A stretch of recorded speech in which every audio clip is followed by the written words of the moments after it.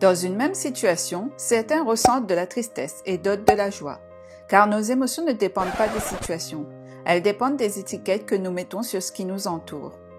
Ces étiquettes sont nos perceptions, et chacune d'elles révèle un besoin particulier. Voici un petit tour d'horizon de ce que disent nos émotions.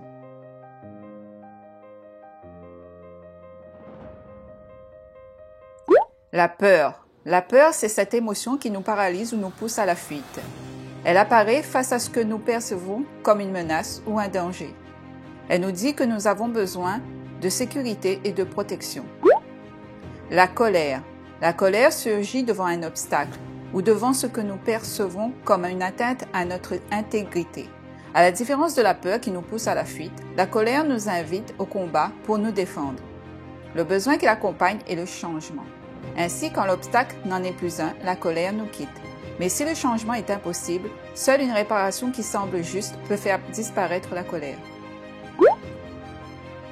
Le dégoût. Le dégoût s'exprime par le rejet. Cette émotion nous traverse devant ce qui nous répulse, devant ce que nous ne voulons pas, intégrer ou assimiler. Le dégoût nous invite à nous affirmer en nous rapprochant de nos goûts et de nos valeurs.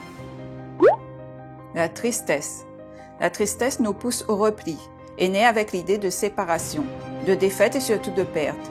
Cela peut être la perte d'un objet, d'une personne, d'un idéal ou de bien d'autres choses. La tristesse nous apprend ce qui est important pour nous. Son besoin, c'est l'acceptation. Quand l'acceptation apparaît, la tristesse disparaît. Par exemple, considérer ce qu'une perte nous fait gagner, en apprentissage ou en nouvelle opportunité est un moyen de l'accepter. La joie.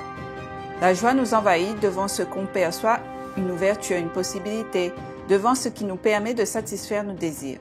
C'est la seule émotion qui a pour effet de rester plus longtemps quand son besoin de partage est comblé.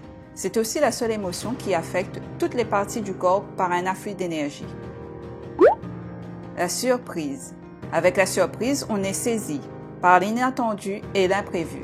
Elle nous invite à l'éveil par nos sens. Notre besoin, c'est d'évaluer la situation.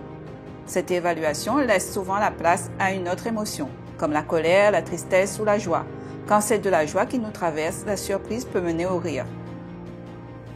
Selon l'étiquette que nous posons sur notre environnement, nous sommes envahis par une émotion en particulier. Chaque émotion nous apporte un message sur lequel est écrit un besoin, dont il nous appartient de répondre ou non.